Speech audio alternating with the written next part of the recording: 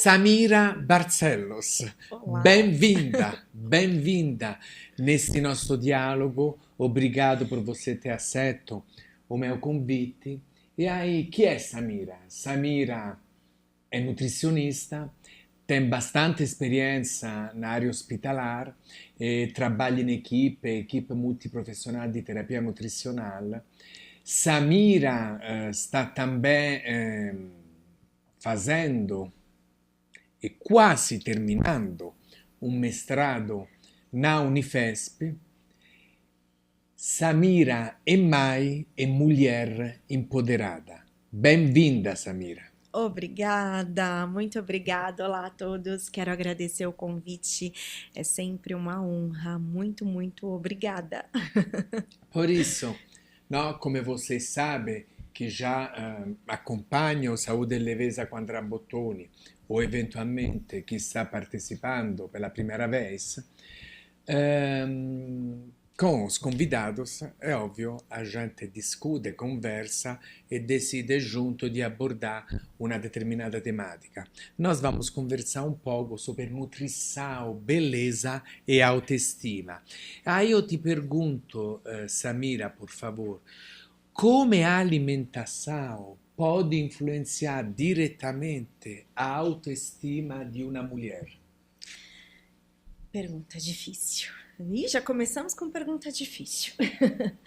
Bem, antigamente a nossa autoestima era imposta, né? Hoje ainda é imposto pelos nossos padrões e aí estereotipados, padrões de beleza. E a partir da gente tentar alcançar, nós enquanto mulheres, tentar alcançar esse padrão de beleza, a gente acaba tendo essa influência nas nossas escolhas alimentares e automaticamente na nossa autoestima. Então, quando a gente fala de autoestima, a gente fala o quê? De imagem corporal. Uhum. A nossa imagem corporal, ela é influenciada a partir do nosso círculo. Então, o ambiente em que a gente vive, os nossos amigos, né, no caso dos adolescentes, a família, porque muitas vezes a família faz comentários sim sobre a nossa forma física, o ambiente de trabalho como um todo e a cultura da sociedade, que essa é a mais cruel, né? Que impõe aí, desde que o mundo é mundo, padrões de beleza. Então, a gente tem aí no passado, desde a cinturinha de pilão, e aí passamos para um padrão onde era um corpo totalmente esguio, magro. Depois passamos nos anos 2000 aí, um corpo mais torneado, e agora a gente está na era daquele corpo hipertrofiado e muitas vezes distorcido, porque a gente ainda conta com cirurgias e procedimentos estéticos, muitas vezes absurdos aí, e que as mulheres se submetem para chegar num padrão de beleza, numa imagem corporal imposta pela sociedade. E aí, a partir disso também, para se manter, acaba fazendo dietas restritivas, radicais, deixando de comer, às vezes, aquilo que gosta, se permitindo com parcimônia, se proibindo para chegar nessa forma corporal e acreditando que a sua autoestima está totalmente envolvida com a imagem corporal, quando na verdade é com aquilo que o quanto você se sente bem. Você abordou diferentes aspectos e acho que são todos dignos de reflexão. Obrigado. Aí eu te pergunto, qual é a relação entre a imagem corporal e a escolha de alimentos? Vamos lá. A nossa imagem corporal, hoje se fala muito da filosofia do corpo livre. Uhum. E eu gosto bastante, mas é uma faca de dois gumes, né? O corpo livre nada mais é essa filosofia da gente entender que cada corpo tem a sua particularidade. Tem aquela mulher que tem mais quadril, aquela mulher que tem mais coxa, aquela mulher que às vezes a parte superior é um pouquinho mais larga. Cada corpo é um corpo. E a gente precisa enxergar beleza nesses diferentes corpos. E a partir daí aprender a se gostar e trabalhar a autoestima, né? Porque a gente, quando nós falamos de corpos reais, que estão ali, que são totalmente diferentes do que hoje a mídia, né, nos mostra. Então, a gente precisa entender que o corpo real tem a sua beleza, o corpo livre tem a sua beleza. Ao passo que, se esse corpo livre, de acordo com a forma física desse corpo livre, tem impacto Na saúde, então, opa, além de me aceitar, eu preciso me cuidar, eu preciso me melhorar, eu preciso ser acompanhado por um profissional, preciso fazer melhores escolhas alimentares, eu preciso me exercitar e sair do sedentarismo. Porque a filosofia do corpo livre, eu sou super a favor. Mas se este excesso de peso, essa particularidade deste corpo tem um impacto negativo e nocivo à saúde, é preciso se repensar essa filosofia. Acho que tudo, já que não existe nesta vida que eu saiba verdades absolutas, tudo depois tem que ser colocado em um determinado contexto e dentro da história de cada um. E aí eu acho que, considerando aquilo que você acabou de compartilhar, muito obrigado, a aceitação é um elemento fundamental, inclusive para depois, de forma consciente, eventualmente tentar se engajar em alguma mudança no estilo de vida. Mas o primeiro passo é se aceitar, certo? Por isso acho que isso é um elemento importante. E aí eu te pergunto, come a nutrição pode auxiliar no controle do peso de forma saudável e sustentável? Óbvio que a gente já falou que tem que evidentemente respeitar a história de cada um, as dificuldades, também o corpo de cada um. Por isso, por isso, desta visão ampla e consciente, ma come a nutrição pode eventualmente colaborar? Então vamos lá.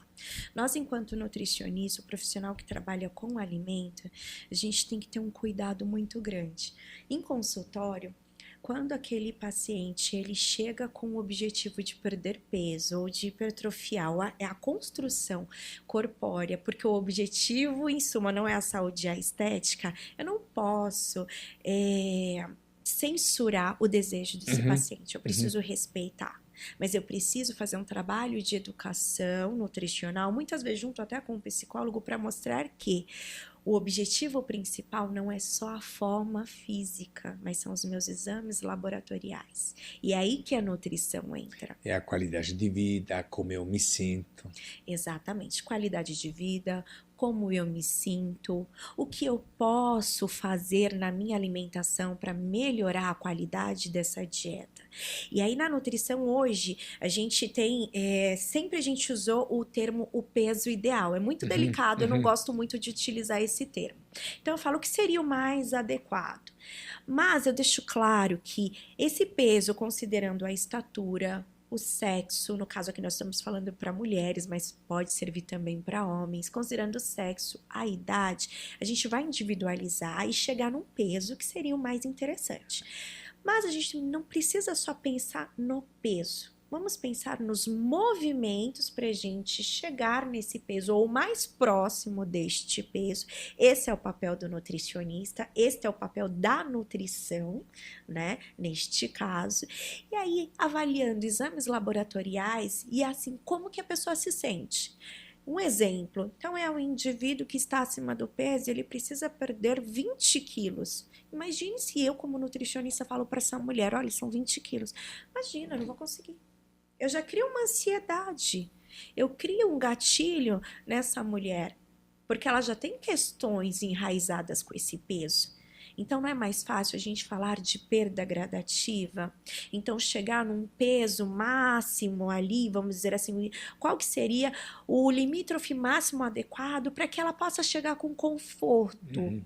E nesse Algo factível. processo, exato, e que seja sustentável. E nesse Isso. processo fazer educação alimentar. Chegando próximo dali, como que ela se sente? Em qualidade de vida, em fazer, subir lances de escada, não me canso, né? Hoje eu consigo vestir aquela roupa que eu tanto queria.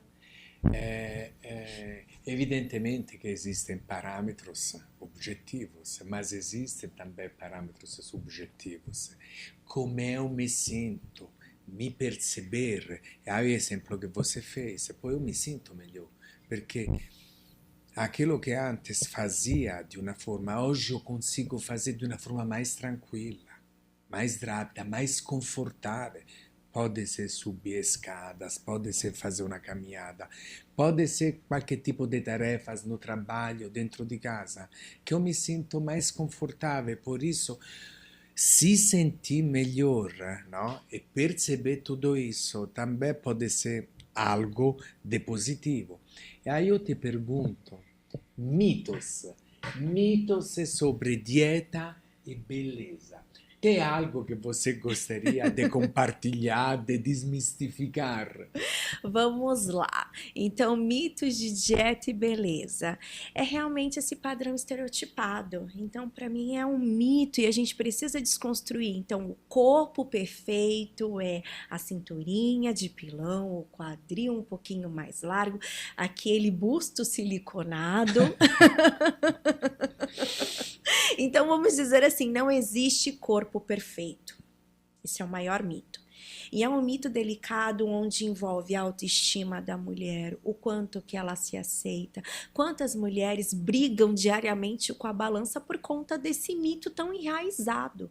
Não existe corpo perfeito, isso é um mito. Não existe corpo perfeito, mas é simples, porque nesta terra, neste plano, que eu saiba, todos os seres humanos são imperfeitos. Exatamente.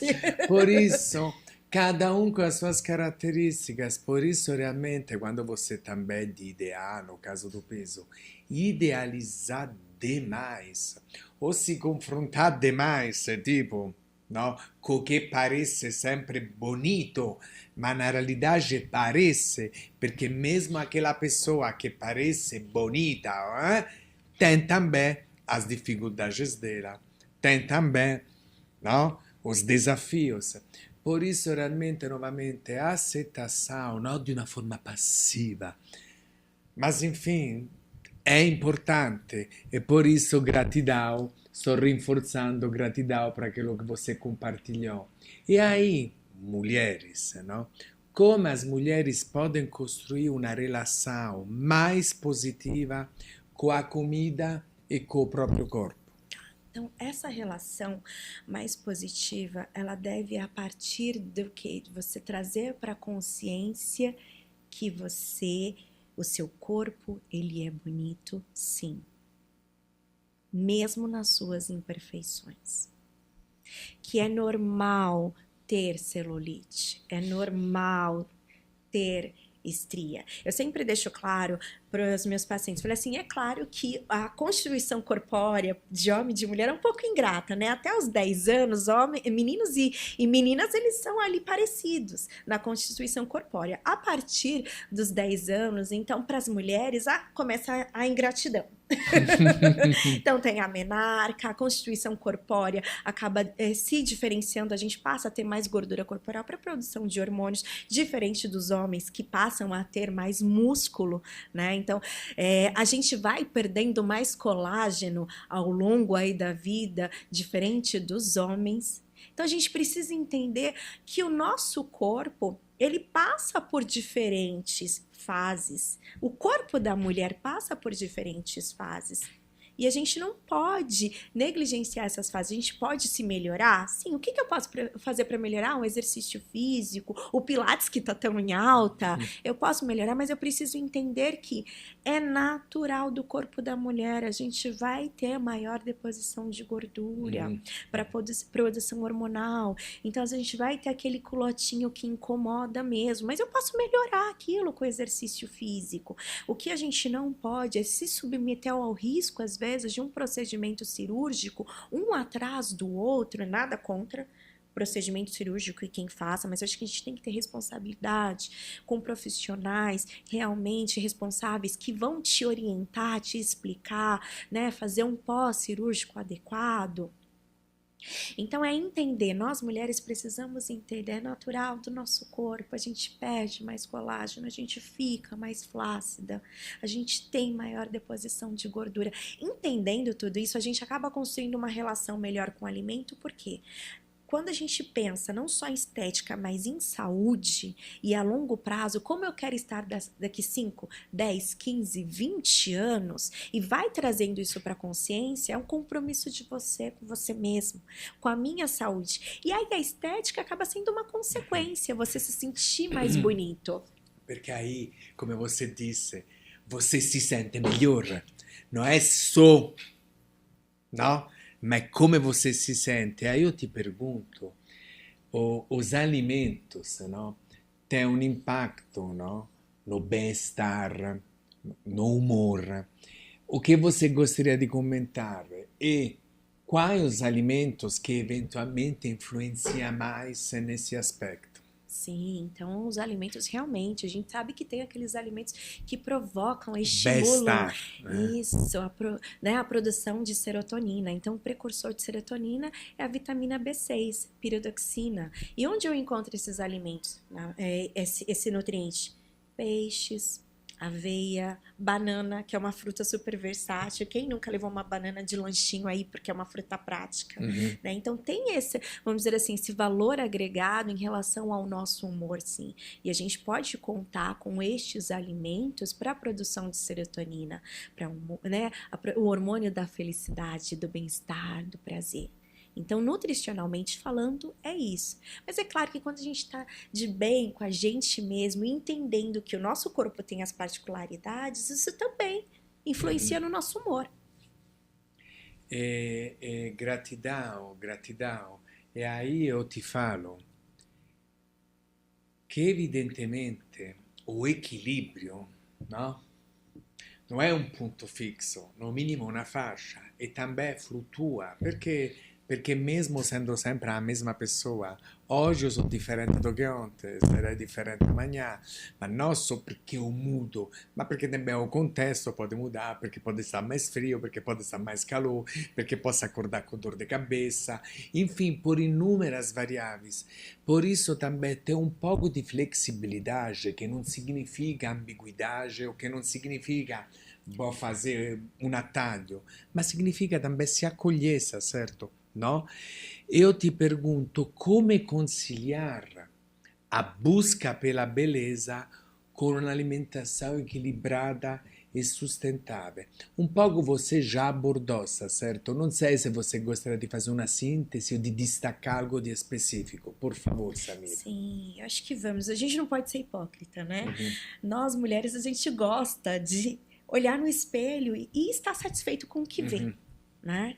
Então, a gente quer vestir aquela roupa e fala, nossa, como caiu bem aquela roupa. A estética, ela sempre vai pegar um pouquinho mais para a parte feminina, Sim. né? Então, como que a gente pode, de alguma forma, melhorar isso? A minha dica, eu acho que o tempo ele vai passando, a gente envelhece sim, então a gente precisa entender que existe a beleza da juventude, daquela mulher mais madura, aquela mulher mais longeva, e dessa forma entender que o seu corpo ele vai mudar, a sua aparência vai mudar, então você precisa se preparar para isso. E como você se prepara? Exercício físico e alimentação. Esse é o X da questão. E aí, gratidão, complementando, fazendo uma pergunta, já finalizando esse nosso encontro, esse nosso diálogo, come o mindfulness e a alimentação consciente pode contribuir para uma melhor qualidade de vida? Eu gosto bastante. O mindfulness, ele acaba sendo uma ferramenta, e mais do que uma ferramenta, uma filosofia de vida. Porque a partir do momento, eu vou utilizar o seu bordão, fazendo tudo com leveza, que é o mindfulness, é a principal, vamos dizer assim, o gatilho do mindfulness é a leveza, é a não cobrança, o não julgamento, né? A partir do momento que você entende que Eu posso comer aquela sobremesa hoje, eu vou me permitir. Mas eu fiz todo um movimento ao longo da semana. Isso é o mindfulness. Eu tô trazendo para minha consciência que dos 7 dias da semana eu tô me mantendo saudável, eu presto atenção nas minhas escolhas, o meu prato, ele tem uma qualidade nutricional ok. Eu não faço o consumo de tantos Sto ultraprocessados. presente no momento che mi alimento. Exatamente. Então eu presto atenção no que eu estou comendo, eu sei o que eu estou levando à boca no sentido de, é um docinho. Poxa, eu vou me dar esse acalanto, eu vou me permitir, mas eu não vou. A partir do momento que você não se proíbe Mhm. e você tem domínio das suas escolhas, que é o que o mindfulness preconiza, né? Trazer para a consciência sem julgar, sem julgar.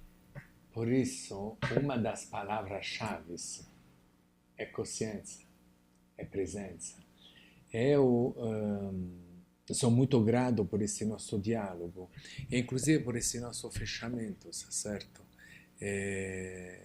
Com reflexão, com gentileza, com leveza, buscando autocuidado, o acolhimento. Podemos concluir dessa forma, Samira? Claro, faço das suas as minhas palavras. Gratidão, Samira. Muito obrigada, muito obrigada.